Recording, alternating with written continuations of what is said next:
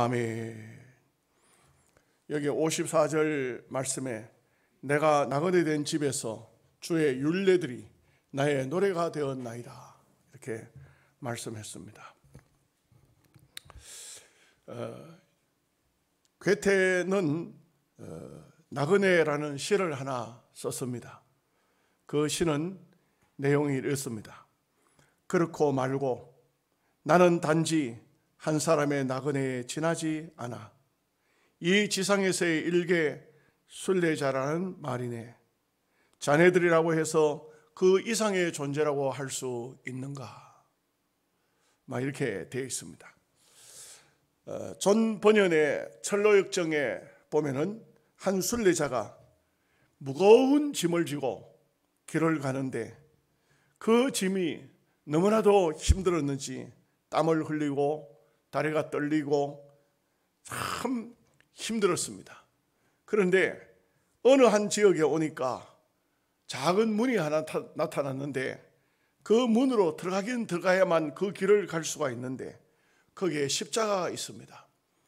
그 십자가 앞에 다가가니까 등에 그렇게 지고 있던 모든 짐들이 다 벗어지는 겁니다. 자동적으로 짐이 벗어지는 것입니다. 이 순례자는 그 십자가 앞에서 펄쩍 뛰면서 춤을 춥니다. 그리고는 노래를 하기를 십자가를 찬양하라, 주님의 무덤을 찬양하라, 나의 수치를 당하신 인자를 찬양하라. 그렇게 누가 가르치지 않아도 그 순례자는 그 십자가 앞에서 찬양을 하더라 하는 것이 영국의 존 번연 목사님의 철로역정에 나옵니다. 우리가 인생길을 가는 데는 다 저나 여러분이나 땅 위의 인생 모두가 다 무거운 짐을 지고 있는 것입니다. 이 짐은 벗고 싶어도 벗어지지 않는 것입니다.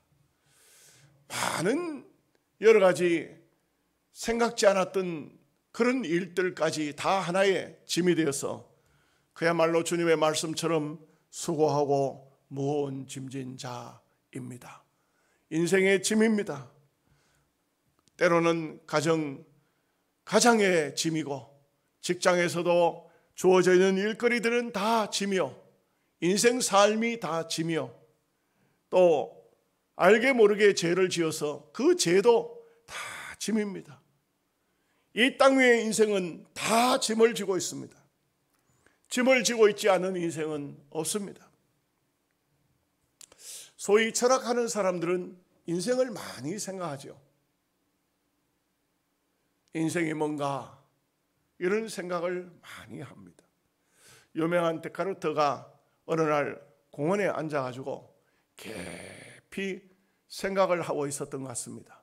인생이 뭔가, 인생은 어디서 왔는가, 인생은 어디로 가는가, 깊은 생각을 하고 있는데 이 공원을 문을 닫아야 됩니다. 공원지기가 와서 가까이 오더니만 당신은 누구요?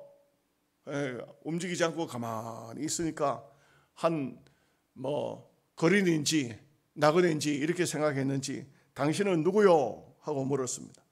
그랬더니 데카르트는 철학적으로 대답하는 겁니다. 그걸 내가 어찌 알겠소?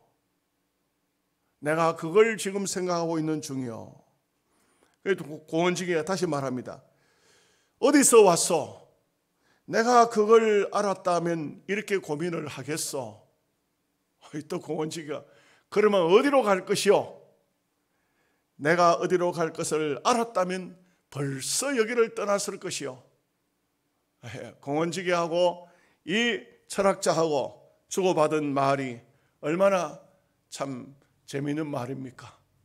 공원지기가 볼 때는 이 나그네인지 거름뱅인지 노숙자인지 어디서 왔으며 거기서 뭐 하고 있느냐, 어디로 가겠느냐 이렇게 하고 있는데, 이 철학자는 그야말로 내가 어디서 왔는 것을 모르고 내가 무엇 때문에 이 땅에 존재하고 있는지도 모르고 또 어디로 가야 되는지도 모르는 것이 바로 이 땅 위에 수많은 지식인, 수많은 학자들, 수많은 사람들이 공통점으로 가지고 있는 것이 바로 인생 삶에 대한 어디서 왔으며 어디로 가는지를 모르는 것입니다. 최희준 씨가 하숙생이라는 노래를 불렀죠. 제가 그 가사를 찾아봤습니다. 인생은 나그네 길 어디서 왔다가 어디로 가는가. 구름이 흘러가듯 떠돌다 가는 길에 정일랑 두지 말자. 미련이란 두지 말자. 인생은 나그네 길 구름이 흘러가듯 정처 없이 흘러서 간다. 여러분이 최희준 시인은 예수를 안 믿는 사람이니까 이런 노래를 부르면서 얼마나 인생의 허물을 느꼈겠습니까?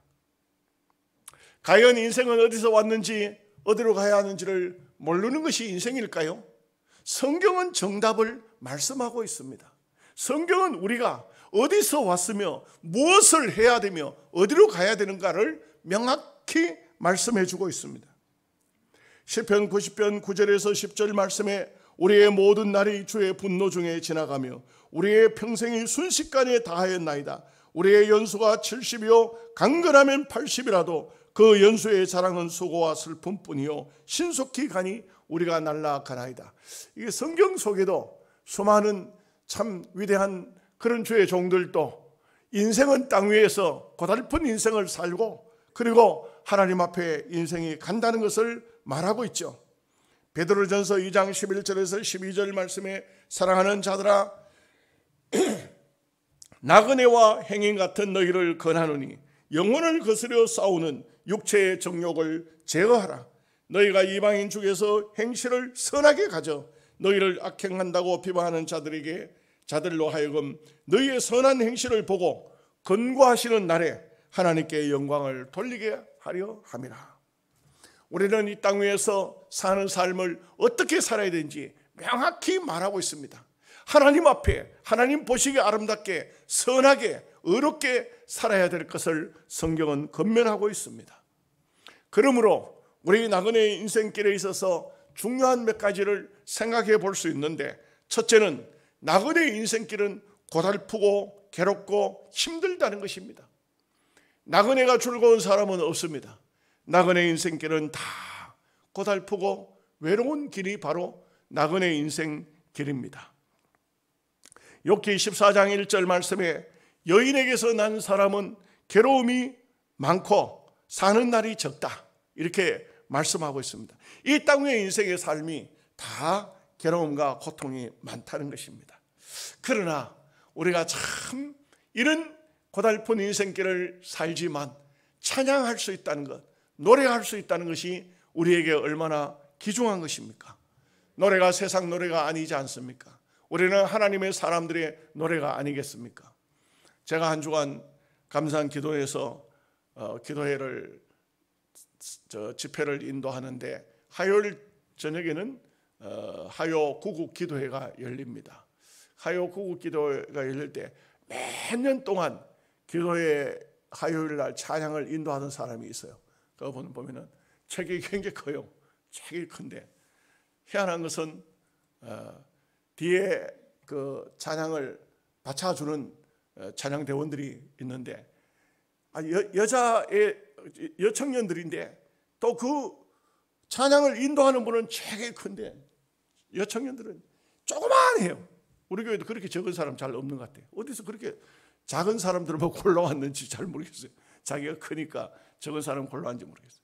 근데 이번에 이제 화요 구국 기도를 가니까 여자분 목소리인데 목소리가 얼마나 까랑까랑하고 얼마나 또 고음이고 얼마나 높은지 찬양을 탁 제가 강사실에서 들으니까 찬양이 보통 찬양이 아니에요. 얼마나 목소리가 까랑까랑한지.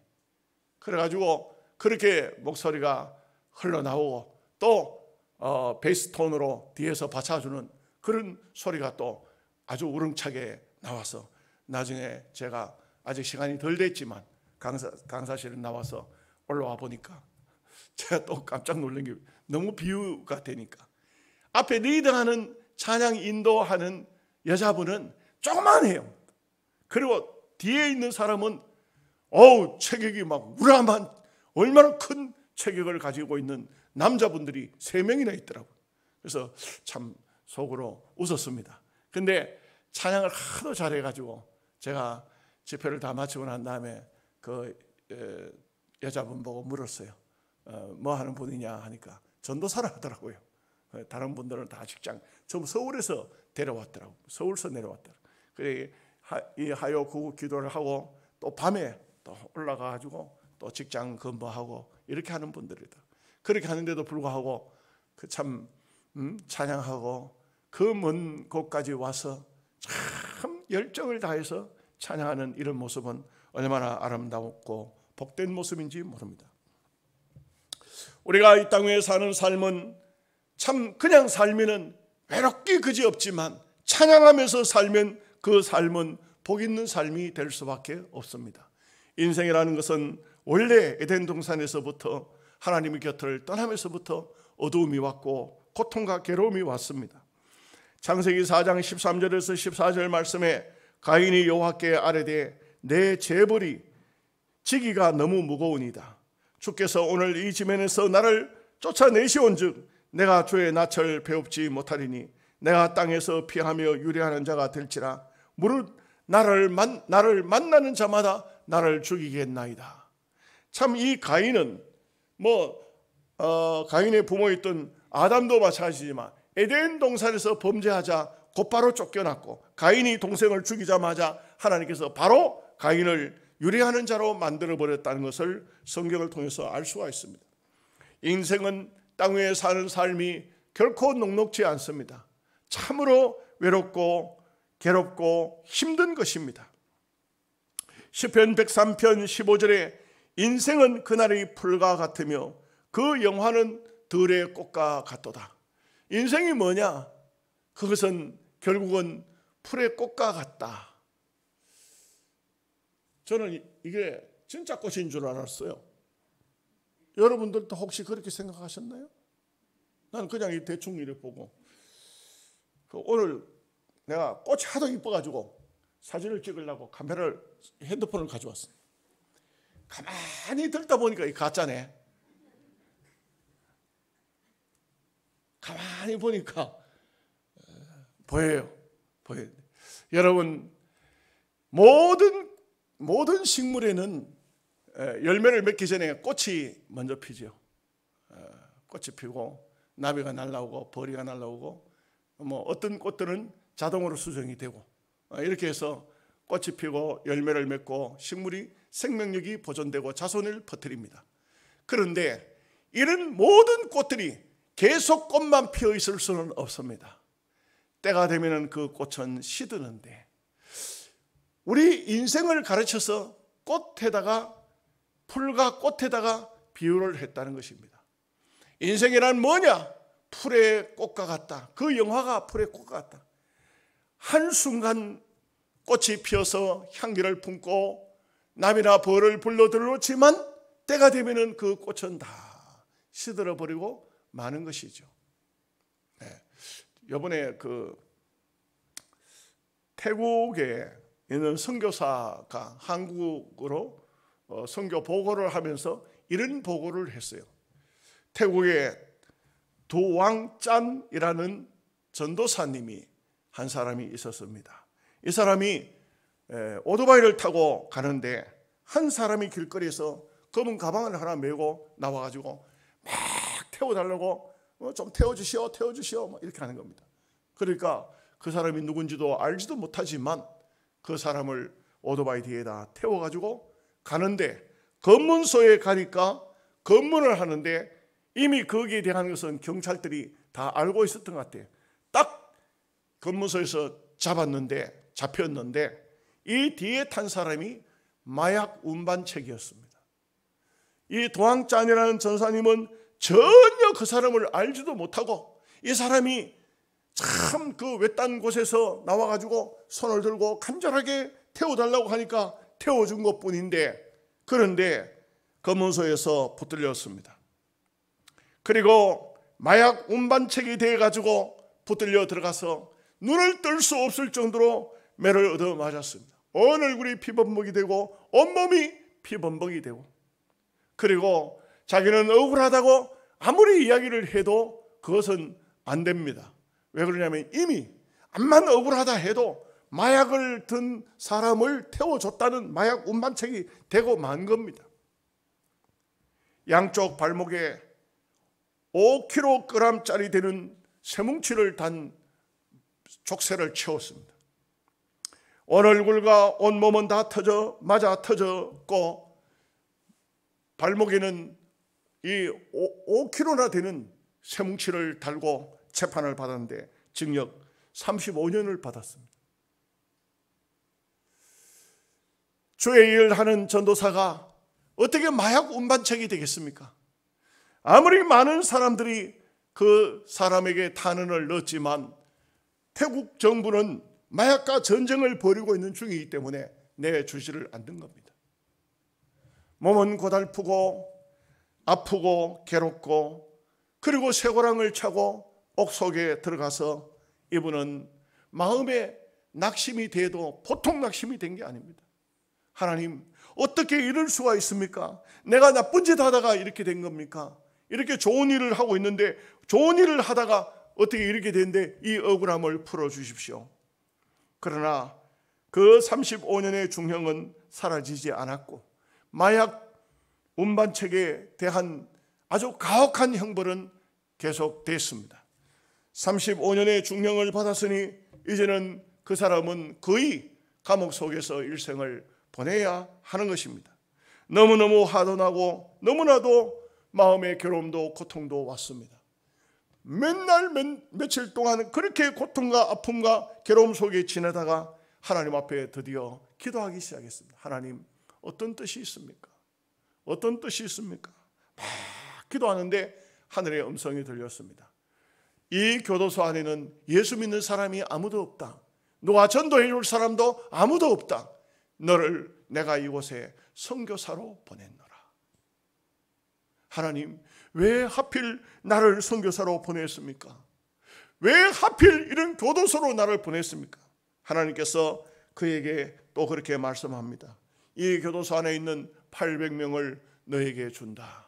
네가 이들 영혼에 말씀을 전하라. 이렇게 복음을 전하는 것입니다. 그때부터 열심히 복음을 전했습니다. 그리고 얼마간 지나서는 교도소 안에서 이 사람에게 또 전도할 수 있도록 족쇄를 풀어줬습니다. 이분은 예수 믿는 사람이고 교도관들이 모두가 다 억울하게 잘못 교도소를 들어왔다는 것을 인정해서 이 사람에게 교도소 안에서만 자유를 주었습니다. 그렇게 해서 열심히 전도한 결과 250명을 전도를 했는데, 250명을 전도한 이 일로 말미암아서 그 교도소 안에 교회를 세울 수가 있었다 합니다. 신기한 것은 주일날이 다가오면은 이제 이 도항자니 설교하고 말씀을 전하고, 교도관들도 예수 믿는 사람이 생겨지고, 제수들도 예수 믿는 사람이 생겨지고, 그러면서 이 800명의 제수들이 있는 이 교도소가 사건 사고가 없으니까, 그러니까 모범 교도소로 태국에서 소문이 나게 됐답니다. 그래서 이 교도관들이 그 교도소 안에서 전부 들어왔던 사람들은 다 진급을 하게 됐다고 해요.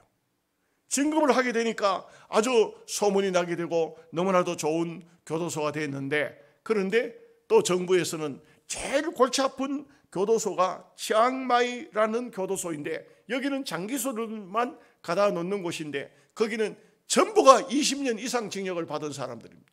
이런 사람들만 있는 교도소로 그 도항짠을 그곳으로 이감을 보냈습니다. 처음에 가서는 엄청 고생을 했지만, 그러나 이 사람이 거기 가서 열심히 복음을 전해서 또다시 교회를 세웁니다. 교회를 세우는 그날 세례를 주는데 87명이 세례를 받았다고 합니다. 놀라운 것은 태국 정부에서 이 사람은 죄가 없는 것이 아니고 이 마약을 가지고 있는 사람을 실어 날랐기 때문에 마약 운반책이 된 것은 틀림이 없지만, 그러나 모범수로 감형해서 내년이면 출소를 하는데 원래 16년째 살고 있다고 합니다. 35년이 절반으로 절반 이상으로 줄어든 것입니다. 이분이 그런 말을 했습니다. 교도소에서 하나님의 복음을 통하여 생명을 탄생시키는 일, 누군가는 해야 되는데 하나님이 나를 보내셨다. 여러분, 오늘 우리가 이 땅 위에 사는 삶 속에 누군가는 하나님의 일을 해야 할 곳에 나를 보내주셨다. 여기에 사명감을 가질 수가 있는 것입니다. 두 번째는 이 땅 위의 인생은 어떤 사람이든지 다 나그네 인생길을 살고 갔습니다. 다 나그네 인생길을 살고 갔습니다. 누가복음 9장 58절에 보면 여우도 굴이 있고 공중의 새도 집이 있으되 인자는 머리 둘 곳이 없도다. 예수님도 나그네 인생길을 살고 가셨다. 이것을 알 수가 있습니다. 여러분, 믿음의 조상들이지만 모든 사람들이 거반 다 그들이 나그네 인생길을 살고 갔습니다. 야곱도 창세기 47장 9절에 바로에게 이르되 내 나그네 길의 세월이 130년이니이다. 내 나이가 얼마 못되니 우리 조상의 나그네 길에 연조에 미치지 못하나 험악한 세월을 보냈나이다. 야곱도 자기 스스로 고백하기를 내가 나그네 인생길을 살았다는 것입니다. 이스라엘 백성들을 보면은 이스라엘 백성들은 이스라엘 땅에 거기에 정착해서 살지를 못했어요. 묘하게도 이스라엘 땅에는 이스라엘 백성들이 들어왔지만 늘 나그네가 되었습니다. 아브라함도 하나님께서 갈대아우르 땅에 불러서 가나안 땅에 들어넣었지만 곧 또 얼마 지나지 않아서 아무것도 먹을 것이 없는 큰 흉년이 들게 하고 다시 또 가나안 땅을 나올 수밖에 없었던 그런 얘기를 성경에서 볼 수가 있습니다.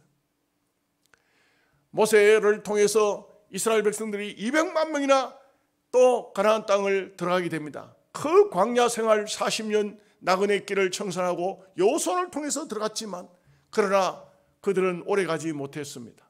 또다시 바벨론 땅으로 포로로 끌려가는 그런 엄청난 순환을 당했고 또 뿐만 아니라 그들은 로마 나라가 되었을 때에는 1948년도에 나라가 완전히 패망한 줄 알았습니다. 그러고 난 다음에 많은 세월 동안 나그네의 삶을 살았던 것을 볼 수가 있습니다.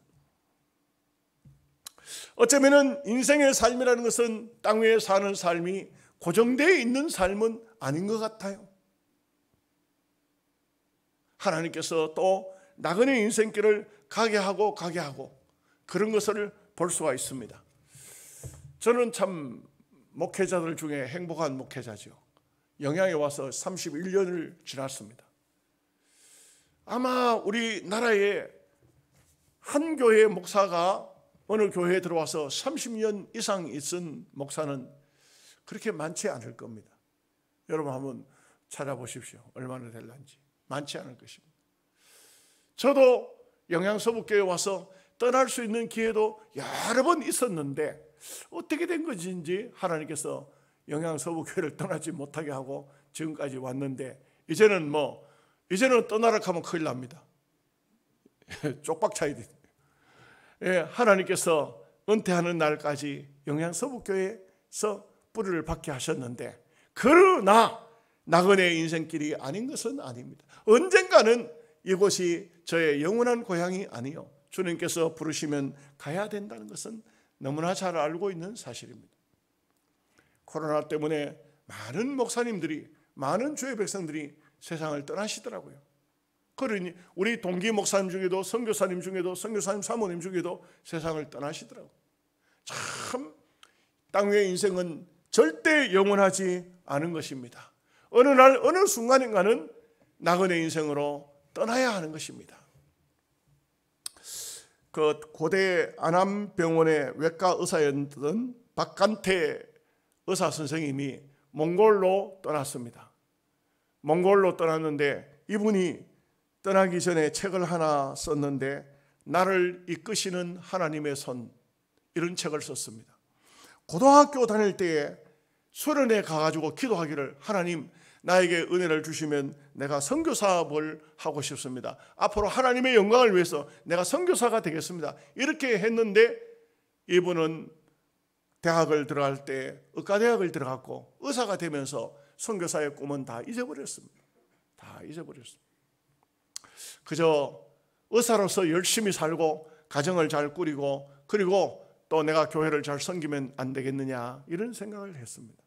그런데 어느 날 친구가 암에 걸려서 고통당한 친구가 있어서 이 친구를 박간태 씨를 보고 싶다고 해서 그 친구를 만났습니다. 그 친구가 이제 운명하는 직전에 친구의 손을 잡고 그러면서 떨리는 목소리로 간태야, 내가 학생회 수련회 때 니하고 같이 수련회 다닐 때 내가 하나님 앞에 기도하기를 선교사로 보내달라고 기도했는데 나는 선교사는커녕 가보지도 못하고 죽게 됐다. 내가 몽골 선교사를 꿈꾸고 있었는데 네가 나를 대신해서 몽골 선교사가 되어주면 안 되겠느냐 이렇게 말했어요. 정말 대답하기 어렵죠. 왜냐하면 그 모든 의과대학을 다 졸업하고 그리고 그 안암병원의 외과 과장으로 들어가 있는 이 친구를 보고 내가 선교사로 꿈을 꿨는데 네가 선교사가 좀 돼주면 안 되겠느냐, 나는 몽골에 가고 싶었는데 네가 내 대신 몽골에 좀 갈 수가 없겠느냐. 참 놀랍죠. 이 박한태 씨도 고등학교 수련회에 갔을 때에 하나님 나에게 은혜를 주시면 선교사가 되겠습니다 했는데 다 잊어버리고 자기는 이제는 의사로서 안정된 삶을 살고 싶었는데, 그런데 다시 친구를 통해서 이 대답을 하나님은 듣기를 원하고 계셨던 것입니다. 그래서 병원에서 휴가를 얻어서 몽골로 갔습니다. 몽골에 가서 어떻게 내가 일반 선교사를 못할 테고 의료 선교사를 해야 되겠는데 어떻게 하면 되겠는가, 몽골 땅을 갔다고 합니다. 그리고 일단 몽골의 의료 선교팀에 합류를 해서 견학이라 할까요? 몽골의 형편을 살폈습니다.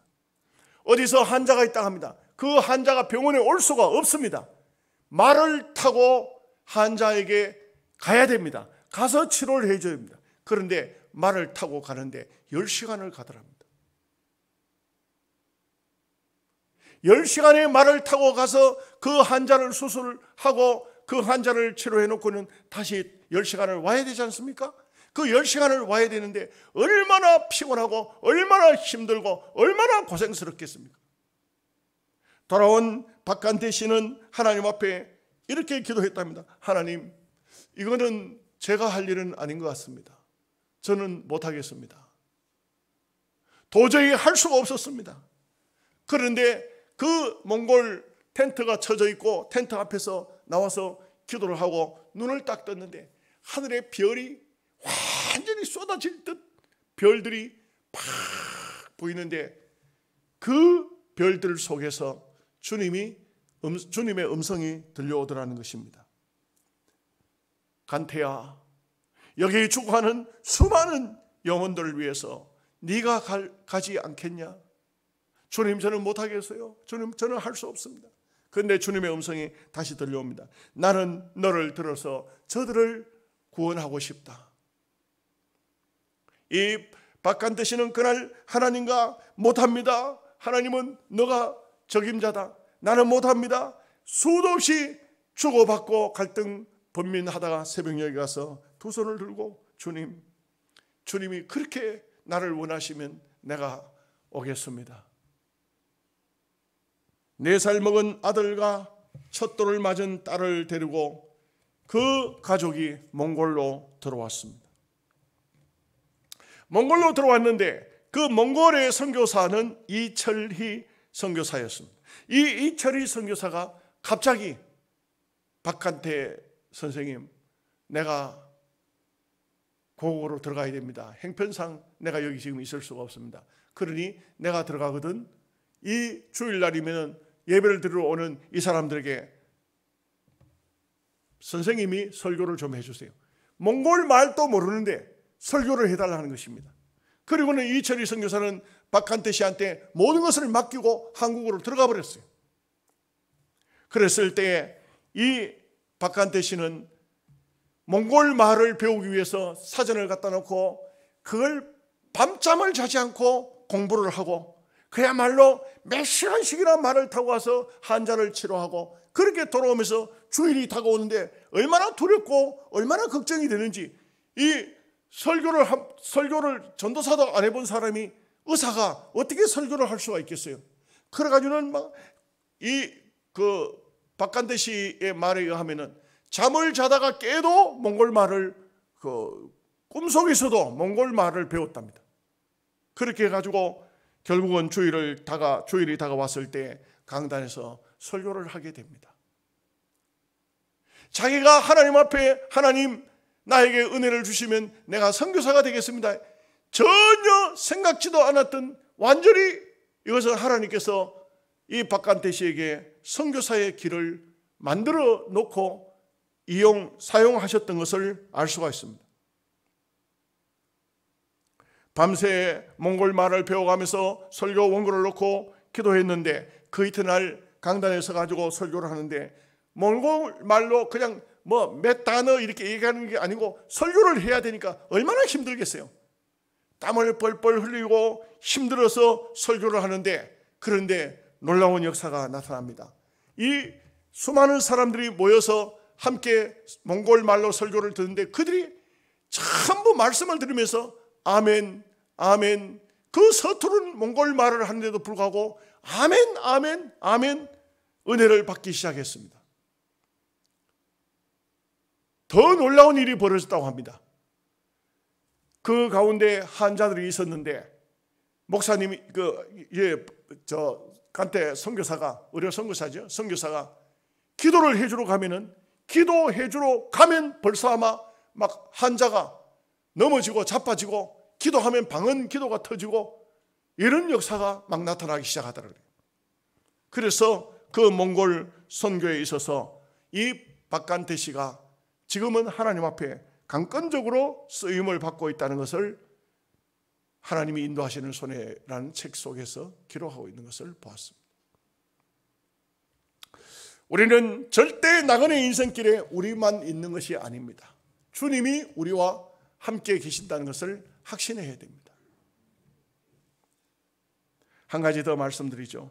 나그네는 외롭고 서럽지만 나그네에게는 노래가 있습니다. 우리 민족이 옛날 고통을 당하고 아픔을 당하면서도 민족적으로 불렀던 노래가 무슨 노래가 있을까요? 아리랑이 있어요. 이 아리랑이라는 노래는 지방마다 곳곳에서 아리랑 노래가 있더라고요. 근데 제가 어느 날 한번 방송을 보다 보니까 해외에 어디가 있는 그 외국인들이 한국 사람이 오니까 아리랑을 부르는 거예요.